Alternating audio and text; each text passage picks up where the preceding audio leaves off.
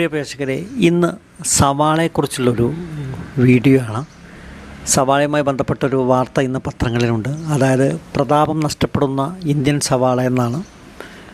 ആഭ്യന്തര വിപണിയിൽ ഒരു കാലത്ത് വലിയ താരമായിരുന്നു സവാള. ഇന്ന് സവാള വിലയിലും അതുപോലെ കയറ്റുമതിയിലും ഇടിവിൻ്റെ അതായത് വിലത്തകർച്ചയിലാണ്.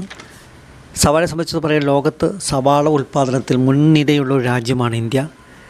കണക്ക് പറയുകയാണെങ്കിൽ 2023-24 സാമ്പത്തിക വർഷം ഏകദേശം 2.5 കോടി ടൺ സവാളയാണ് രാജ്യത്ത് ഉൽപ്പാദിപ്പിച്ചിരുന്നത്. അതായത് പ്രതിവർഷം 20 ലക്ഷം ടണ്ണോളം സവാള കയറ്റുമതി ഇന്ത്യ ചെയ്തിട്ടുണ്ട്. 40% ഇതിൻ്റെ കയറ്റുമതി ബംഗ്ലാദേശിലേക്കായിരുന്നു.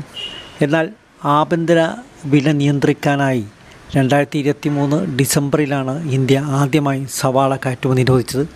അന്നു മുതലാണ് ഇന്ത്യക്ക് സവാളയ്ക്ക് ശനിദശ തുടങ്ങിയത്.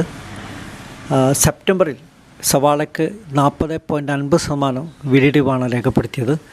അതായത് ഉപഭോക്തൃ വില സൂചിക അടിസ്ഥാനമാക്കിയുള്ള കണക്കുകൾ പ്രകാരം 6 വർഷത്തിനിടയിലെ ഏറ്റവും വലിയ വിലയിടിവാണ് ഇപ്പോൾ സവാളക്കുള്ളത്. ഈ സാമ്പത്തിക വർഷം ഏപ്രിൽ മാസത്തിൽ മാത്രമായി സവാളയുടെ വിലയിൽ നേരിയ 2.8% വർധനമുണ്ടായിരുന്നു. എന്നാൽ ഇപ്പോഴും വിലയിടിവിലാണെന്നാണ് കർഷകരെ ബുദ്ധിമുട്ടാക്കുന്നത്. സവാള വില കുതിച്ചിരേണ്ട സമയമാണിപ്പോൾ. തുടർച്ചയായുള്ള വിലത്തകർച്ച എന്നത് കർഷകരെ ഏറ്റവും അധികം ദുരിതത്തിലാക്കുന്നുണ്ട്. സാധാരണയായി സെപ്റ്റംബർ ഡിസംബർ കാലയളവിൽ സവാള വില വർദ്ധിക്കാറുണ്ട്. ആ സമയത്താണ് വിലയിടിവുണ്ടായെന്നാണ് കർഷകരെ ആശങ്കപ്പെടുത്തുന്നത്. എന്നാൽ 2023 ഏപ്രിൽ 1 കയറ്റുമതി നിയന്ത്രണങ്ങൾ എടുത്തുമാറ്റി.